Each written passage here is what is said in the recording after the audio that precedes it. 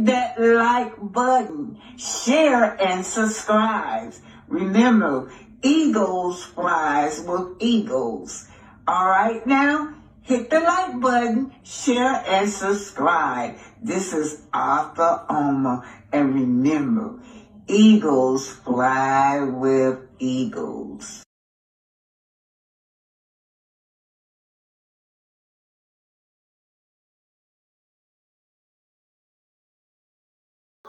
But I am a walking living witness that you can't do it.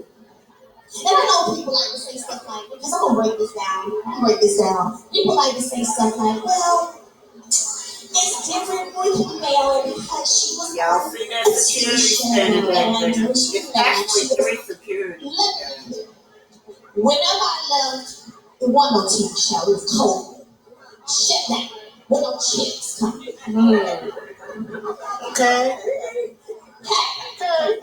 Cold. One no chicks coming. Real talk. I wasn't even able to go out and just go grab an apartment. Real talk. So one no, but it's different for her. No, it wasn't. I was in the same situation a lot of y'all probably in right now. I had to figure it out. Just so happened, one of my homegirls had got an apartment. She went back to her child's father. She said, Nell, you can go stay over there. So first we went over there, me and my kids. Went there for a few weeks. She had no living furniture, wasn't in there but a bed and a living table. Hey, but guess what? We was finding peace. Yeah. We were finding peace. After that, y'all know she's talking about the time when she said she left with nothing, you guys, just her and her kids, and that man was just being so nasty to her. They literally would have been homeless if it wasn't for the young lady reaching out to her. A young lady says, I'm going back to my ex, so you guys could stay over there. She said it was nothing in an apartment, nothing. I think she said a TV in the bed, but I've been there, y'all. I've been there. It be peaceful. I remember that's all I ever had. I had some make a pallet and give me a TV. Just let me have my peace. Leave me alone. I can identify with her. And then you go watch yourself just rise up from nothing. Because you got some children there.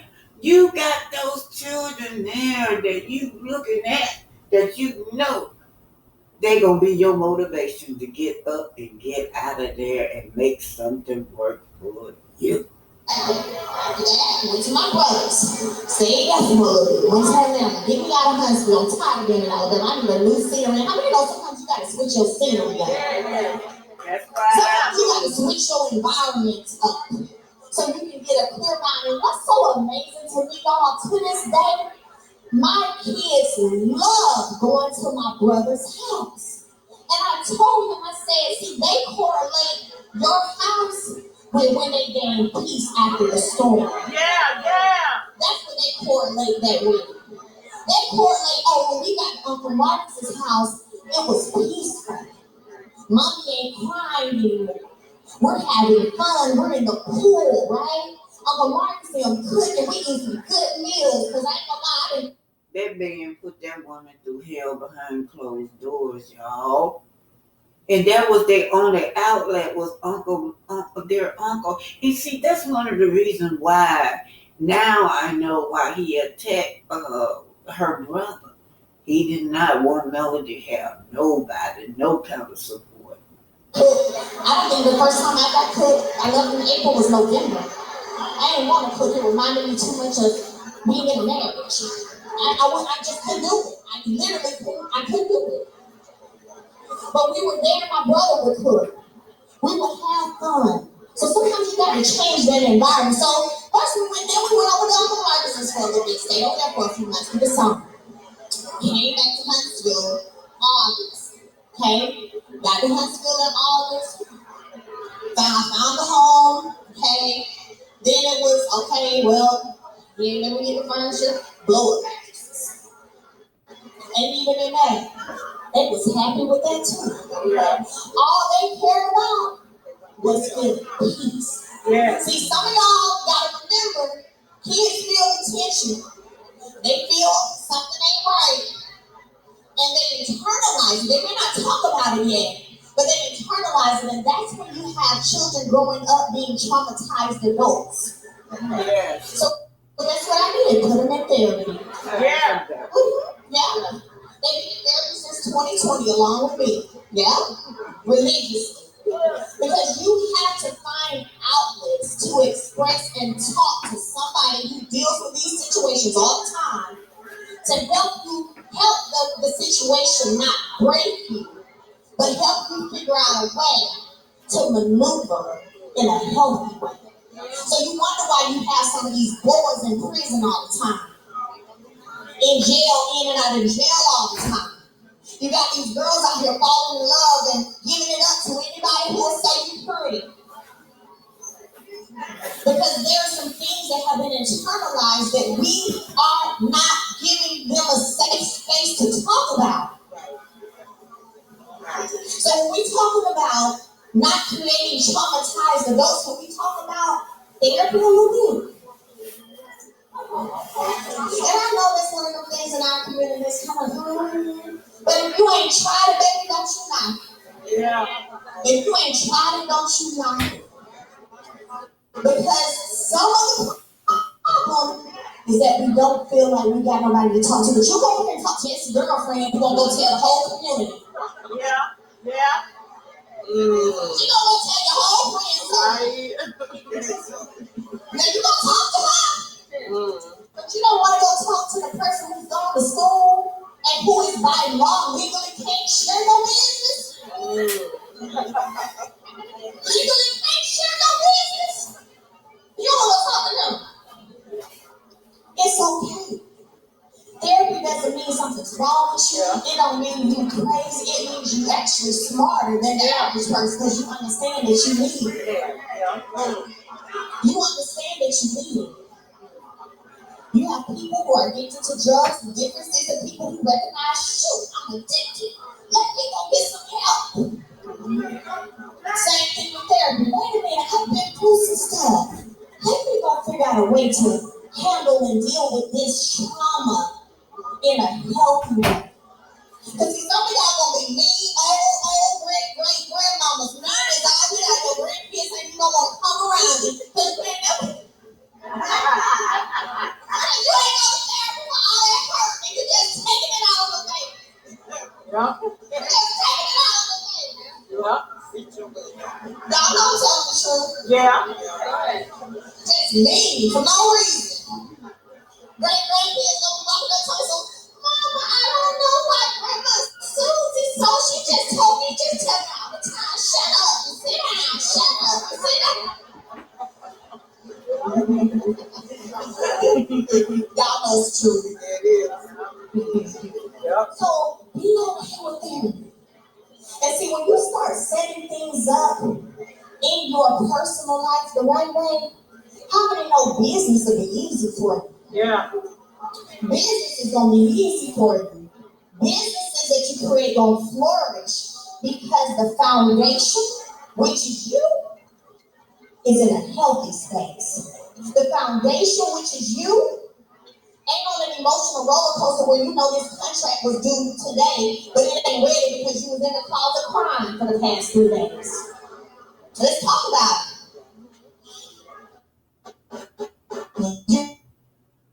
You have to be in a place to have a $1 million company, about 28 multi-million-dollar company from the ground up. There were times when literally, and property preservation due dates are super, super important, but there were times when I had deadlines I had to meet. And if I wasn't in a place where I could handle and stay on business, the contract would have been somewhere else. Right? They would have gone somewhere else. So sometimes, y'all, we pray and we asking God to give us certain things, to enlarge our territory, to increase our sales, to increase our bottom dollar. Help us grow. God, please grow the business. But are you ready for it? He could have. His schedule didn't got all out of whack. It didn't. And it's just, yeah. Because we prepared for this. We actually asked you for your schedule. We asked for both of you guys, and all of the community is not here. No. That's interesting because I feel like I haven't said anything that wasn't that. I've ever done anything remotely to be filmed. And so sweet. Like, I'm telling him I spoke after the gym scene. I said, Martell, you made this shit so weird. Like, I don't have a problem with knowing that, telling people that I went to your house or whatever. It was this is Carlos King. I find, wait, Dr. Help me, but I find this quite interested in that Melody now is opening up about the hell that this man put her through. How he kicked her out the house. It was just so traumatic. They actually ran, you guys, for their lives. And this woman right here is right there in the picture during this time. Allegedly, Mr. Fletcher introduced her. Now, did her to Martell during this time. And Mr. and Mrs. Fletcher supposedly be their counselors. They supposed to be trying to help them get back together, men and stuff together, but it looks like there was some shady stuff going on behind their Melody's back with those people introducing Martell to a woman or sending this woman over to Martell's marriage home. But she's going to say what Martell won't say in public, how he missed his family and how he wants his family back and how he messed up with bed bug. But Melody, as y'all just saw, talked about the hell what happened. Her and her kids had nowhere to go. They was on the streets, and a friend reached out and just let her stay in her place. They had no furniture, but they had a peace of mind. But here she go. Let's Trisha.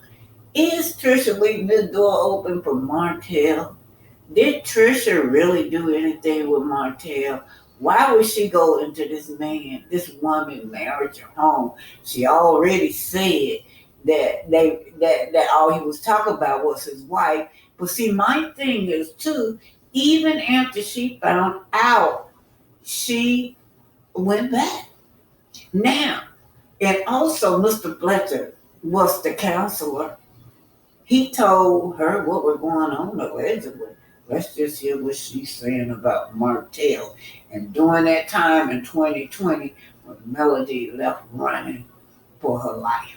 Oh, well, I know you want to be, socialized with me. I don't have the greatest name out there right now. I'm like, you ain't got shit to do with me. Because there was nothing serious, nothing intimate, nothing between us. So it was like, I really didn't care. But then I was like, oh, whatever. Because it's like. So you went over there for what? What did you go over there for? Okay, so I went over there to train them. Listen now, she's not going to say that Mr. Fletcher introduced them. She's going to say a castmate, y'all. What's so crazy about this is, how do I say it without saying what's coming up? Let me see how to put this. There was a middle person in there that alerted him to me. But from my understanding, with the interviews he's done, he used training as a gateway. But to be honest with you, despite what they say about Martell, he did not try to do anything with me. He did not try to kill me. Of course, I'm an asshole. That's why I love Dr. Hillary. You're not an asshole, but I love her energy. So I think when I'm in gym mode, I'm in hood mode. I'm in ghetto mode. It ain't gonna be no, oh my gosh, look this way. There's no prissy with me when it comes to the gym. When it comes to training, you're gonna get the military side of me. So, but I did come off as an asshole. He did tell me that. But yeah, so there was nothing serious about it. So I didn't see why it was a serious weirdness to it, to be honest. Question. So you say you went to his house to train him? Mm-hmm. Okay, so I'm missing something. And I'm going to just say this. I'm missing something because my mind is watching the show. And I know a lot of things happen on the show and maybe I didn't see it. But on the show, you said that you came to his house, but y'all never made it to the gym. Are you saying that y'all never made it downstairs to the gym? Because it seemed to me like the world's going to think that maybe it's a fib there, that you're saying that you went to his house to train him. But then y'all never made it to the gym outside. I got that. No, so we talked. We was talking about gym. We talked about the family because, of course, he still had Melody on his mind. He was talking about how he regret, toys and stuff in the floor. How he regret all that things that happened. Then I told him I was recently separated myself. But then when he told me what had happened, the reason why they separated, that's when the asshole part came out of me. Because I was also dealing with separation and was going through, I'm not going to say I had hatred for men at that time, but I had that, y'all be doing some crazy, stupid shit in the back of my mind. So it's like, and then he said, what did he say? He was like, I thought we was coming to talk about training. I invite you up here to be my therapist. So, it just, I was like, well, whatever. I mean, you have a gym here, or we can go to the gym. Now it's called the Huntsville gym, I want to say. But it kind of threw me off because, like, you miss your family, but you didn't try to keep them. So it was just frustrating. But no, nothing happened. We didn't make the gym. We talked. I think he was just already in his feelings. When you were training Martell that one time, were you single? Oh yeah. Oh my gosh. Okay. I had just separated. Ken wasn't even in the air. It wasn't even a thought in my mind. So y'all, this was in 2020. And Melody talks about 2020, the hardships she had. There were no jobs. When this man did this to her, kicked her children out, there were no jobs. You can barely, nobody didn't even want to rent to you because of fear of that virus. Yeah, okay. I met Kim about 2 years later. Okay. When you first met Martell, were you attracted to Martell? Are you looking at 4x4s on cars.com again? I honestly don't know what you're talking about. I was thinking of something more sophisticated. Fine. I remember telling him, when it got to the point where it was evident that they were going to get a divorce. Just when I'm backing out of that, it was going to happen. You've lost her at this point. Right. I'm not freaking for no get back together, God intervene. I'm out of it now. Okay. And I told him, I was like, you guys, even though this has happened, you all can show the good side after a divorce. You can show all of us getting along. You should show a good co-parenting relationship. You could do all of that. But unfortunately, he decided to take his actions another way. And, and here's where we are because of that. But it could have been, even though the divorce was a sad thing, it could have been so positive afterwards. Right. But it took two people to make that happen. And, and unfortunately, he decided to take his actions in a different direction. Okay. We all saw that too. And it's been, even though like you were saying, you're watching it, it's scary for you that she's going through this. Like, do you see, like, how does she even make a decision to do that? She seems like she is, like in the beginning, it all seemed like she was kind of private. All of, that I want to say, quote, friends kept saying, she's telling people things that she's not telling us. Like she was doing her mimosas with Melody and things like that. Were you shocked that she was open to bringing that part of her life to TV? I wasn't shocked because I know Melody, if she does something, she wants to be true to it. Mm-hmm. So I knew that when she decided to continue with the show, that she was going to show her real life in real time. It could be a bit triggering you know, as her mom and someone who loves her, to see her being treated a certain way. Or, you know, I could see her on TV and I could see the hurt because I know her, you know, and then not being, and basically just being in a position where you can't help her except for to pray for her, because this is something she's gonna have to work through on her own. You know, there were times when, you know, she would go a week or 2 weeks without even talking to me because she was, you know, sort of giving herself. This is the Black inventor. Figures that she started to receive recognition for her role in revolutionizing navigation. 2. John Standard. He was said to be born in 1891 and hailed from Newark, New Jersey. He is known to have patented an improvement in the design of refrigerator and a gas stove design. John Standard lived in a time when racial discrimination was notorious in American society, and African Americans were looked down on by the American whites. John Standard's obscurity comes as a direct example of the racial mindset of the people. Surprisingly, even with the existence of a huge number of information websites on the World Wide Web, there is not one reliable source that can provide any substantially complete information about John Standard. However, what has been documented about him is that he patented an improvement in the design of the refrigerator on June 14, 1891.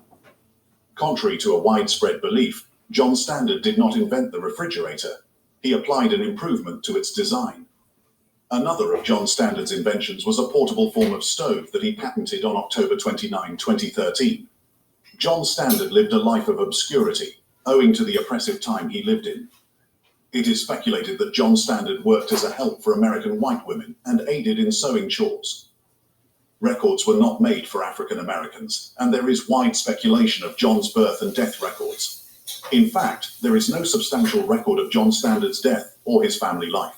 It comes as a surprise that such a person who contributed such key inventions to everyday innovation was lost to obscurity owing to a misplaced sense of racial bias.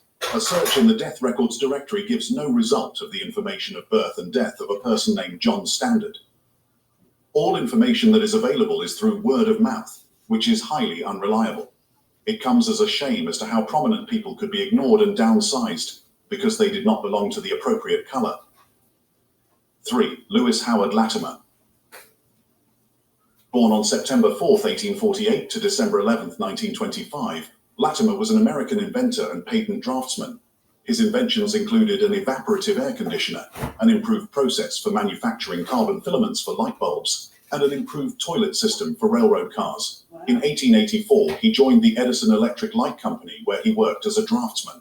Latimer's innovations in the design of carbon filaments, which were used in incandescent light bulbs, significantly improved the bulb's efficiency and made it more practical for everyday use. His contributions to the lighting industry helped make electric lighting more accessible and affordable. While Thomas Edison is often credited with inventing the practical incandescent light bulb, Latimer's contributions to its development were invaluable, and he played a crucial role in advancing the technology.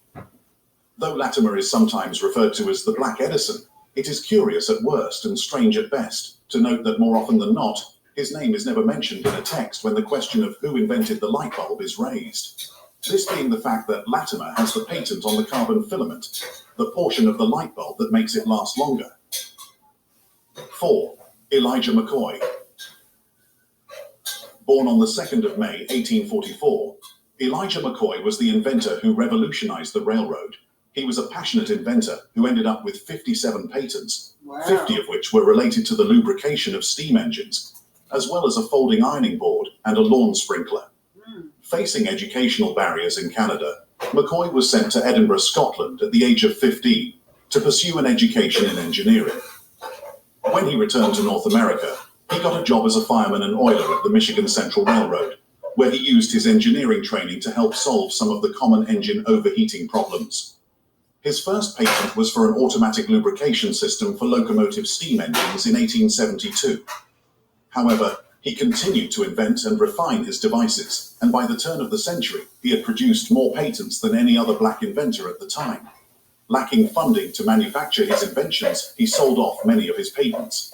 However, by 1920, he was able to establish the Elijah McCoy Manufacturing Company, and finally produce his inventions under his own name. Wow. Legend suggests that his work was so sought after that it would be requested by name, which may be the origin of the phrase, the real McCoy. Though McCoy is perhaps known as the most prolific of all black inventors, his name was not even mentioned in an authoritative book on the history of the American locomotive industry. The 1922 book by engineer E.L. Abrams' Lubrication of Locomotives identifies several early pioneers and organizations with no mention of McCoy, nor did any other lubrication literature credit him during that time. 5. Alexander Miles. Alexander Miles was a successful black inventor in the late 19th century, best known for inventing elevator doors that could automatically open and close. His invention made riding an elevator much safer, with automatic doors still being a standard feature on modern-day elevators. Alexander Miles was born on May 18, 1838 in Circleville, Ohio, to Michael and Mary Miles. Sometime in his early adulthood, he moved to Waukesha, Wisconsin, where he worked as a barber throughout the 1860s. Miles experienced great success. Now, when y'all get on that elevator, y'all remember that brother, Alexander Miles. Oh, y'all remember your brother, Alexander Miles, when y'all get on that elevator. This is by way of the Black Journal. This is Black Inventors, you guys. Success as a barber in Duluth, opening a barber shop in the 4-story St. Louis Hotel. He even used his savings to purchase a real estate office. Wow. His business achievements earned him a spot as the first black member of the Duluth Chamber of Commerce. Wow. In 1884, Miles built a 3-story brownstone building in an area that became known as the Miles Block. However, during elevator rides in his buildings, Miles witnessed the risks associated with an elevator shaft door accidentally left open. There were many examples of people accidentally falling to their death through the shaft because the elevator doors at the time had to be manually operated. Miles was determined to solve this problem. He attached a flexible belt to the elevator cage. Helping neighbors is what makes our community special. That's why the Atlanta Community Food Bank which touched drums positioned along the elevator shaft, directly above and below the floors. His invention allowed elevator shaft doors to operate at the correct times. The elevator doors were automated through a series of levers and rollers. Alexander Miles was granted a patent for his invention on October 11, 1887. Before his death on May 7, 1918, Miles was considered the wealthiest black person in the Pacific Northwest area, largely due to income from his invention. Miles was inducted into the National Inventors Hall of Fame in 2007. 6. Benjamin Bradley. Benjamin Bradley was an innovative inventor in the field of steam engines. Born into slavery in Maryland in the mid-19th century, he faced limited access to education, but taught himself engineering. Despite being a slave and unable to legally patent his inventions, Bradley sold his high-powered steam engine. This earned him enough money to buy his own freedom. The steam engine's high power output and efficiency made it a popular choice for use in ships, locomotives, and other large machinery. However, Bradley did not stop there. He continued to improve upon his design and was eventually granted several patents for his work. 7. Okay, this is your Black Inventor. This is Black Titanic. Hit that like button, share, and subscribe.